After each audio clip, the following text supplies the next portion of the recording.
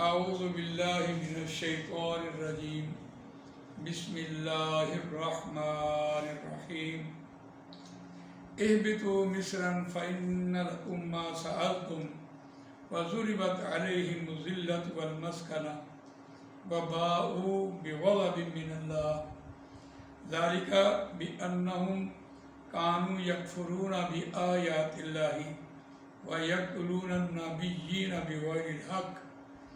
ذالک بما عصوا وکانوا یعتدون صدق اللہ العظیم رب اشرح لی صدری ویسر لی امری واحلل عقدۃ من لسانی یفقهوا قولی اللہم ارنا الحق حقا وارزقنا اتباعہ وارنا الباطل باطلا وارزقنا اجتنابہ آمین یا رب العالمین۔ دوستوں اور بزرگوں، آیت نمبر 61 ہم نے آپ کے سامنے سورہ بقرہ کی تلاوت کی ہے، اور اس سے پہلے ہم نے اس آیت کو پڑھا تھا، اور اس آیت میں خاص طور پر جو بات بیان ہوئی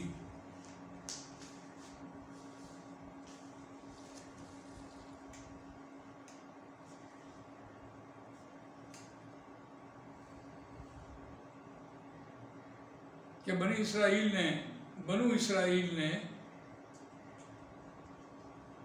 من و سلوہ کی ناشکری کی، اور انہوں نے کھیتی باڑی کے اعتبار سے جو زمین اگاتی ہے، ساگ ہے، ککڑی ہے، پھر گندم ہے، پھر مسور ہے، دالیں وغیرہ، اور لہسن پیاز وغیرہ، یہ ان کا مطالبہ کیا، اور اللہ تعالیٰ نے قرآن مجید میں جو بات ان کے لیے کہی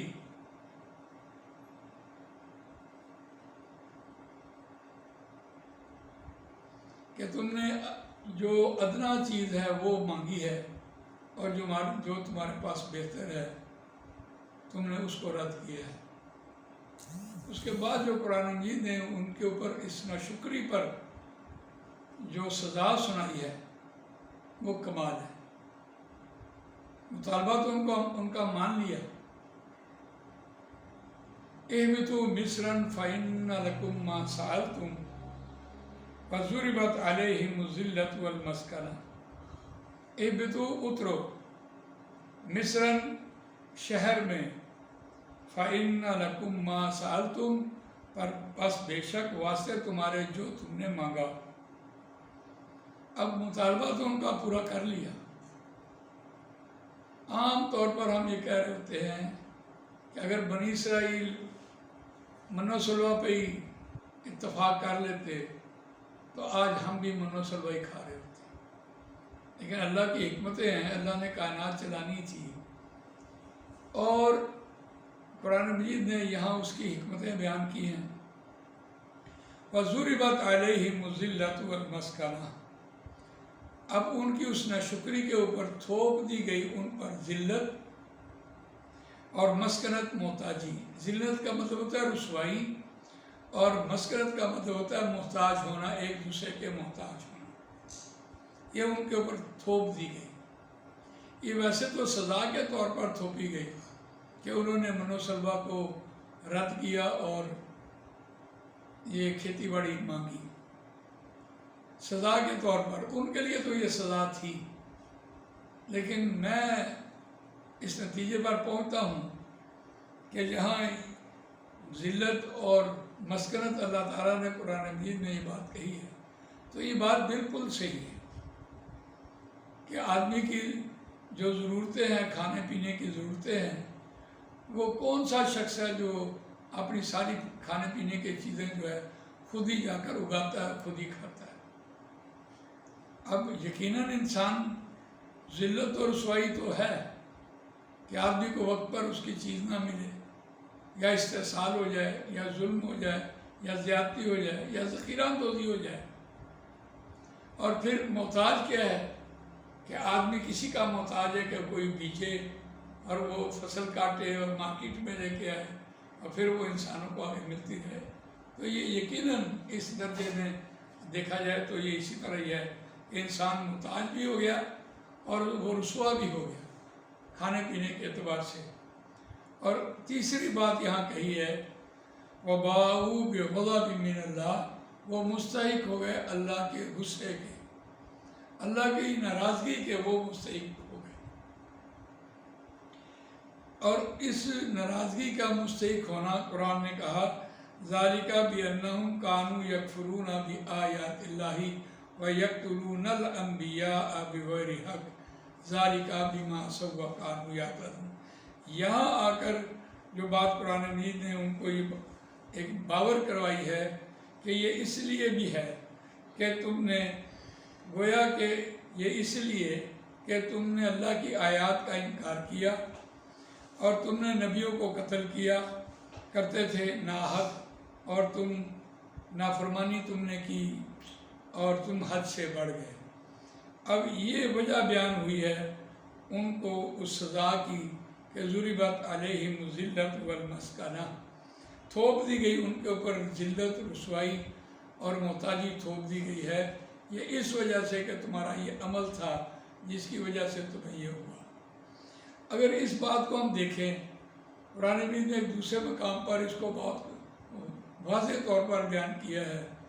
کنتم خیر امۃ اخرجت للناس تأمرون بالمعروف وتنہون عن المنکر وتؤمنون باللہ. یہ قرآن مجید کی یہ جو ریفرنس ہے یہ آیت نمبر 111 ہے سورہ آل عمران کی. یہاں یہ بات بیان ہوئی ہے کنتم خیر امۃ اخرجت للناس، تم بہترین امت ہو، لوگوں کے لیے نکالی گئی ہو. تأمرون بالمعروف،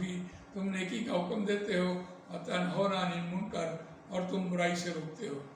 وتؤمنون باللہ، اور تم اللہ پر ایمان رکھتے ہو.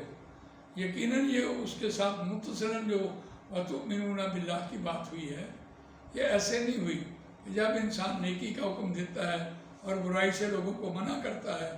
تو تکلیف ضرور آتی ہے. اگر اللہ پر ایمان ہو تو وہ آدمی اس کو برداشت کر لے گا، اور اگر اس کا اللہ پر ایمان نہ ہو تو کبھی بھی وہ اس درجے تک نہیں پہنچ سکتا. وَلَوْ آمَنَ أَهْلُ الْكِتَابِ لَكَانَ خَيْرًا لَهُمْ. اب یہاں یہ بات کہی ہے جو کہ بات بنو اسرائیل کی ہو رہی تھی، تو اس لیے قرآن مجید نے ریفرنس ٹو بات کی ہے کہ ریفرنس کے اعتبار سے آپ اس کو دیکھیں تو بات سمجھ آتی ہے. وَلَوْ آمَنَ أَهْلُ الْكِتَابِ لَكَانَ خَيْرًا لَهُمْ. اگر اہل کتاب یہ کام کرتے رہتے،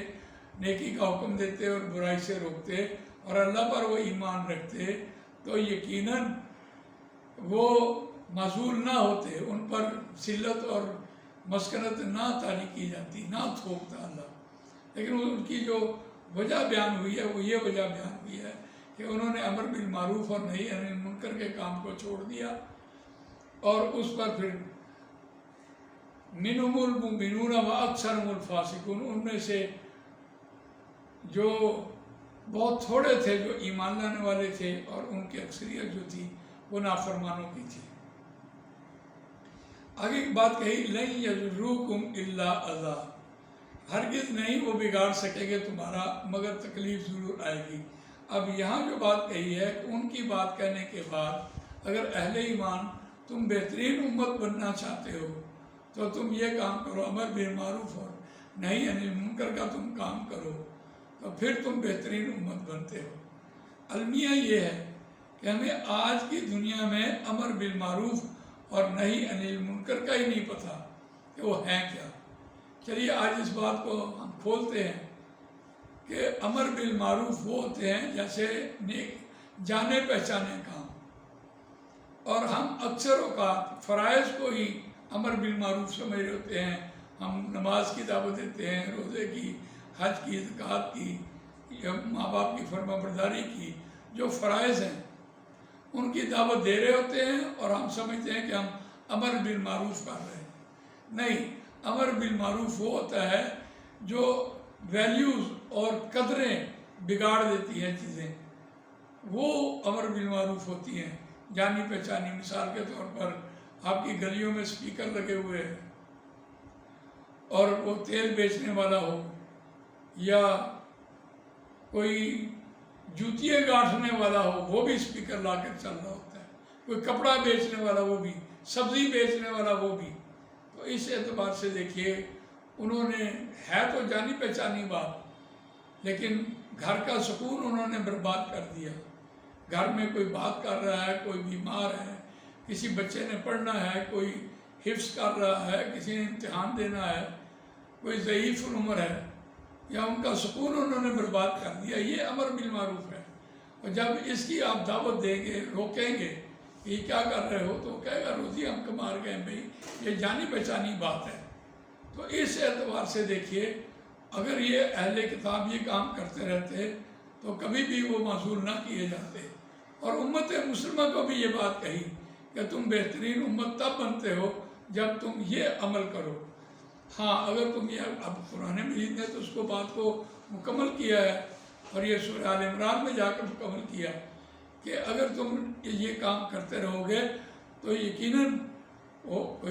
جو روزی کما رہا ہے وہ تو کہہ رہا ہے کہ میں روزی کما رہا ہوں، میں حق حلال کی روزی کما رہا ہوں، میں بھیک تو نہیں مانگ رہا، تو ٹھیک ہے،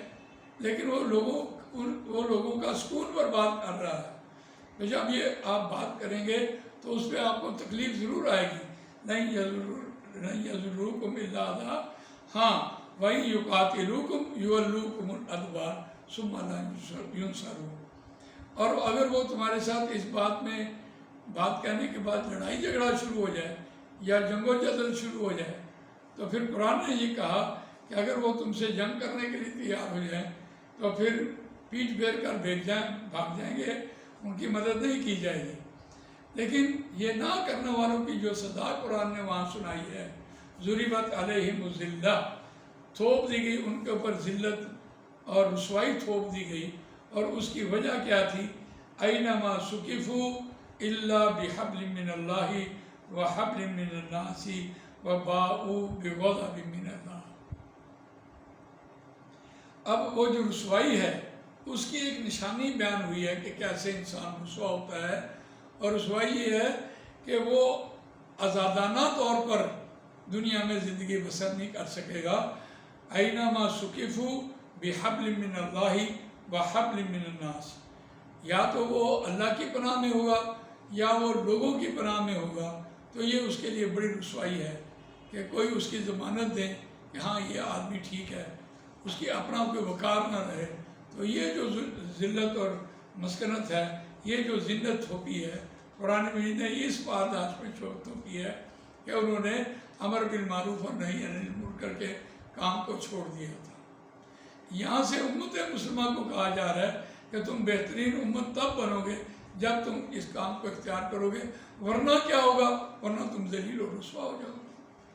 تمہارا اپنا مقام نہیں رہے گا، تم آزادانہ طور پر زندگی نہیں گزار سکو گے۔ اور آج یہ ہو رہا ہے کہ ہماری اپنی کوئی سوچ نہیں ہے، جو باہر سے ڈکٹیشن آتی ہے ہم اس پر زندگی گزار رہے ہیں۔ قرآن نے کیسی بات کہی، اور وَبَاءُوا بِغَضَبٍ، اور اللہ کے غضب کے تم مستحق ہو جاؤ گے، اور اللہ کا غضب کیا ہے کہ تم آپس میں خانہ جنگی میں مبتلا ہو جاؤ گے۔ اور پھر آگے کہا وَضُرِبَتْ عَلَيْهِمُ الْمَسْكَنَةُ، سورہ بقرہ میں جو ہم پڑھ رہے ہیں وہ ایک ہی مقام پر یہ دونوں باتیں پڑھ رہے ہیں، ذلت اور مسکنت، لیکن قرآن مجید نے سورہ آل عمران میں اس کو علیحدہ علیحدہ پیش کیا، وَضُرِبَتْ عَلَيْهِمُ الْمَسْكَنَةُ، اور تم محتاج ہو جاؤ گے، تم پر محتاجی تھوپ دی گئی ہے۔ محتاجی کیا تھوپی ہے؟ ذَلِكَ بِأَنَّهُمْ كَانُوا يَكْفُرُونَ بِآيَاتِ اللَّهِ وَيَقْتُلُونَ الْأَنْبِيَاءَ بِغَيْرِ حَقٍّ،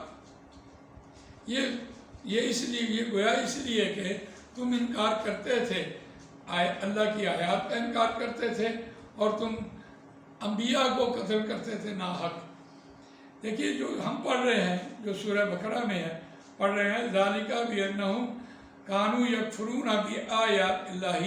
وَيَقْتُلُونَ النَّبِيِّينَ بِغَيْرِ حَقٍّ، وہاں انبیاء کا ذکر نہیں آیا، وہاں نبیوں کا ذکر آیا ہے۔ بہت دلچسپ بات ہے، نبیون خبر دینے والا ہوتا ہے، اور اس کی جو جمع سالم ہوتی ہے وہ نبیون آتی ہے، نبیین آتی ہے، اور جمع اس کی مکسر جو بنتی ہے خبر دینے والے کا، نبی ان کی انبیاء، تو اس کو دیکھتے ہیں، ایک بے قاعدہ جمع بنی ہوئی ہے اور ایک باقاعدہ جمع ہے۔ باقاعدہ جمع جو ہوتی ہے وہ انبیاء کے لیے جن کے اوپر وحی آ رہی ہوتی ہے ان کا ذکر ہو رہا ہوتا ہے، اور بے قاعدہ جمع جو ہوتی ہے انبیاء کا ذکر، وہ نبی نہیں ہوتے لیکن وہ صرف خبر دینے والے ہوتے ہیں، وہ بعد میں آنے والے دور کی بات کر رہا ہوتا ہے۔ قرآن مجید کمال بات کرتا ہے، تو یہاں اس بات کو قرآن نے کھولا، ذالک بأنہم کانوا یکفرون بآیات اللہ ویقتلون الانبیاء بغیر حق۔ یہ جو میں نے ابھی آیت پڑھی ہے یہ سورہ آل عمران میں آئی ہے، اور ہم نے جو آیت پڑھی تھی کانوا یکفرون بآیات اللہ ویقتلون النبیین بغیر حق، وہ نبیوں کو قتل کرتے تھے ناحق، اور وہاں یہ بات کہی کہ وہ نبیوں کو یعنی ایسے لوگوں کو جو دین کی دعوت دیتے ہیں، دین پھیلاتے ہیں، نیکی کا حکم دیتے ہیں اور اللہ کی خبریں سنا رہے ہوتے ہیں، ان کو انبیاء کہہ کے ناحق کہا۔ ذالک بما عصوا وکانوا یعتدون، یہ بات یہاں مکمل کی ہے، دونوں جگہ پر یہ آیت مشترک ہے، ذالک بما عصوا وکانوا یعتدون، اور ذالک یہ اس لیے کہ بما عصوا وکانوا، انہوں نے نافرمانی کی۔ ہم پیچھے ایک لفظ پڑھ کے آئے ہیں عصا، بعصاک الحجر، عین صاد یا ہو تو عصا بنتا ہے، اور عین صاد واو ہو تو وہ نافرمانی بنتی ہے۔ یہاں عین صاد واو سے نافرمانی بنی ہے، یہ اس لیے کہ انہوں نے نافرمانی کی، وَكَانُوا يَعْتَدُونَ، اور وہ حد تجاوز کرتے تھے، وہ زیادتی کرتے تھے، ظلم کرتے تھے۔ تو آج ہم نے اس آیت کو مکمل کیا۔